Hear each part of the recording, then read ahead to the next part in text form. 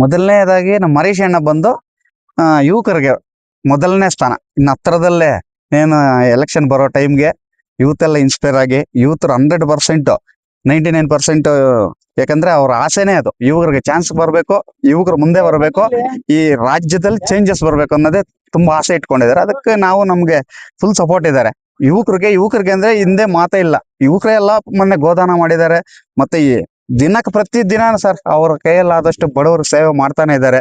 ಇಂತ ಕಷ್ಟ ಅಂತ ಬಂದ್ರೆ ಯಾರನ್ನೂ ಹಿಂದೆ ಕಳ್ಸಿಲ್ಲ. ಅದೇ ರೀತಿ ಯುವಕರಿಗೆ ಗೊತ್ತು ಕ್ರೀಡೆ ಅಂದ್ರೆ ಯಾವ ತರ ಅಂತ ಹುಚ್ಚು. ಮೊನ್ನೆ IPL ಫೈನಲ್ಗೆ ಒಂದು 2000ಕ್ಕೆ ಹೆಚ್ಚು ಟಿ ಶರ್ಟ್ ವಿತರಣೆ ಮಾಡಿದ್ರು, ನಮ್ಮ RCB ಜೆರ್ಸಿನ. ಮತ್ತೆ ಇವತ್ತು ನಮ್ಮ ಜಿಲ್ಲೆಯಲ್ಲಿ 24 ತಂಡಗಳಿಗೆ ಅವಕಾಶ ಕೊಟ್ಟು, ಆಸೆ ಇರುತ್ತಲ್ಲ ಪ್ರತಿ ಡಿಪಾರ್ಟ್ಮೆಂಟ್. ಇವಾಗ ಯಾಕಂದ್ರೆ ಒಬ್ಬರಿಗೆ ಕ್ರಿಕೆಟ್ ಒಂದು ಕ್ರೀಡೆ, ಇನ್ನೊಬ್ಬರಿಗೆ ಓದೋದ್ರಲ್ಲಾಗಿರ್ಬೋದು. ಮೊನ್ನೆ ರಿಸಲ್ಟ್ ಬಂದಾಗ ಕೆಲವ್ರಿಗೆಲ್ಲ ಪಾಪ ಇದು ಕೊಟ್ರು ಫೀಸ್ ಕಟ್ಟಕ್ಕೆ.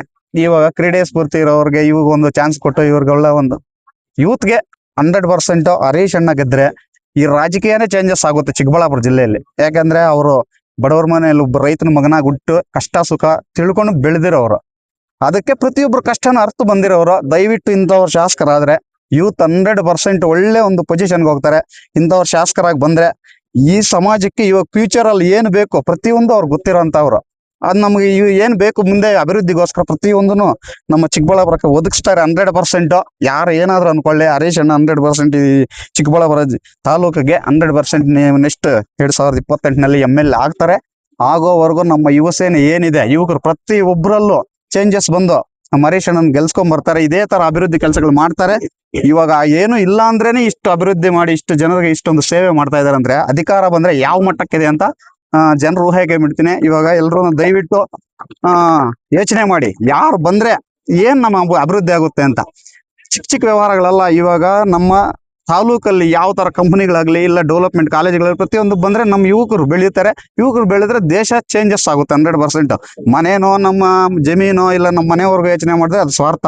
100% ನಾವು ಎಲ್ಲಿ ಓಡಾಡೋದು ಸೊಸೈಟಿಯಲ್ಲೇ ಓಡಾಡ್ಬೇಕು. ಸೊಸೈಟಿ ಅಭಿವೃದ್ಧಿ ಇದ್ರೆ ಎಲ್ಲ ಅಭಿವೃದ್ಧಿನೇ. ನೀನು ನನ್ನ ಮಗನ ಇಂಜಿನಿಯರ್ ಮಾಡಿಸಿ ಒಳ್ಳೆ ಕಾಲೇಜಲ್ಲಿ ಸೇರ್ಸಿದೀನಿ ಅಂತ ಹೇಳಿದ್ರೆ ಅವ್ನು ಎಲ್ಲೋ ಹೋಗಿ 30,000 40,000ಕ್ಕೆ ಮಾಡಿ ಅಲ್ಲಿ ಇರೋದೆಲ್ಲ ಖರ್ಚಾಗಿಬಿಟ್ಟು ಮನೆಗೆ ಏನ್ ತರಲ್ಲ. ಅದೇ ನಮ್ಮ ತಾಲೂಕಲ್ಲೇ ಒಂದು ದೊಡ್ಡ ಅಭಿವೃದ್ಧಿಯಾಗಿ ಕಂಪನಿಗಳು ಇಂಥವು ಬಂದ್ರೆ ಇಲ್ಲೇ ಮನೆಯಿಂದಾನೇ ಒಳ್ಳೆ ಸ್ಯಾಲ್ರಿ ಇಲ್ಲ ಒಳ್ಳೆ ಕಂಪನಿ ಅಭಿವೃದ್ಧಿ ಆದ್ರೆ ಅದೇ ದೇಶ ಅಭಿವೃದ್ಧಿ ಅಂದ್ರೆ ಈ ತರ ಇರುತ್ತೆ. ಅದೇ ಯುವಕರಿಗೆ ಯಾವ ತರ ಸಪೋರ್ಟ್ ಮಾಡ್ತಾ ಇದಾರೆ ನಮ್ಮಣ್ಣ.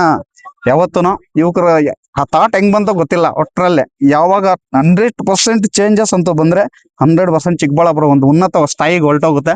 ದಯವಿಟ್ಟು ಯಾರ್ಯಾರು ನೋಡ್ತಾ ಇದ್ರ ದಯವಿಟ್ಟು ಯೋಚನೆ ಮಾಡಿ ನಮ್ಮ ಅಣ್ಣನ ಗೆಲ್ಸಿ. ಯಾಕಂದ್ರೆ ಆ ಅಣ್ಣ ಏನು ನಿಸ್ವಾರ್ಥ 100% ಗೋದಾನ ಮಾಡಿದಾರೆ ಅಂದ್ರೆ ಅದು ಯಾರಿಗೂ ಊಹೆಗೆ ಅಂದಲ್ಲ ಅದು. ಯಾಕಂದ್ರೆ ಅದು ಒಂಥರ, ಯಾಕಂದ್ರೆ ಗೋದಾನ ಇವಾಗ 103 ಹಸುಗಳು ಕೊಟ್ಟಿದ್ದಾರೆ ಅಂದ್ರೆ 103 ಕುಟುಂಬಗಳು ಸತತವಾಗಿ ಏನು ಇಲ್ಲ ಅಂದ್ರೆ ಅದಕ್ಕೂ ಬ್ಯಾಕ್ ಬೋನ್ ಅದು. ಆ ತರ ಕಾರ್ಯಕ್ರಮಗಳು ಪ್ರತಿದಿನ ಕೊಡ್ತಾ ಇದಾರೆ, ನಾವು ನೋಡ್ತಾ ಇದೀವಿ ಜೊತೆ ಇದ್ದು. ದಯವಿಟ್ಟು ಹರೀಶ್ ಅಣ್ಣ ಅವರ ಆಮೇಲೆ ಆಶೀರ್ವಾದ, ನಿಮ್ಮೆಲ್ಲರ ಆಶೀರ್ವಾದ ಇರ್ಲಿ. ಅವರ ಮುಂದಿನ ದಿನಗಳಲ್ಲಿ ಅವರ ಪ್ರೋಗ್ರಾಮ್ ಅಂತ ಅಲ್ಲಿ ಶ್ರೀನಿವಾಸ್ ಅವರು ಅವರಲ್ಲಿ ಯಾವ ಒಂದು ಗುಣ ಇಷ್ಟ ಆಗಿ ನೀವು ಜೊತೆಯಲ್ಲಿದ್ದೀರಾ ಇಲ್ಲ ಬೇರೆ ಉದ್ದೇಶದಿಂದ ಏನಾದ್ರು ಅವ್ರ ಜೊತೆಯಲ್ಲಿದ್ದೀರಾ? ಸರ್ 100% ಆರ್ಮಿ ಶ್ರೀನಿವಾಸ್ ಅಂದ್ರೆ ಏನ್ ಜೆನ್ಯೂನಿಟಿ ಇದ್ರೆ ಅವ್ರ ಬಗ್ಗೆ 100% ಮಾತಾಡ್ತಾನೆ. ತಪ್ಪು ಮಾಡಿದ್ರೆ ತಪ್ಪು, ಕರೆಕ್ಟ್ ಇದ್ರೆ ಕರೆಕ್ಟ್. ನಾನು ಹರೀಶ್ ಅಣ್ಣ ಏನು ಇದ್ರೆ ನನಗೂ ಅಣ್ಣಗೆ ಸಂಬಂಧನೇ ಇಲ್ಲ. ಏನಕ್ಕೆ ಅಂದ್ರೆ ಒಳ್ಳೆ ಕೆಲಸ ಮಾಡ್ತಾ ಇದಾರೆ. ಪ್ರತಿಯೊಂದು ಒಳ್ಳೆ ಕೆಲಸ ಮಾಡಿ ನೋಡ್ತಾ ಇದ್ದೀನಿ. 100% ನಾನು ಎಲ್ಲಿ ಒಳ್ಳೇದಿರುತ್ತೋ 100% ಅದಕ್ಕೆ ಸಪೋರ್ಟ್ ಇದೆ. ಶ್ರೀರಾಮ್ ರೆಡ್ಡಿ ಅವ್ರು ಇಲ್ಲ, ಅವ್ರು ಮಾಡಿರೋ ಪ್ರತಿಯೊಂದು ಅಭಿವೃದ್ಧಿನೂ ಜನರಿಗೆ ಗೊತ್ತು, ಕಾಣಿಸ್ತಾ ಇದೆ.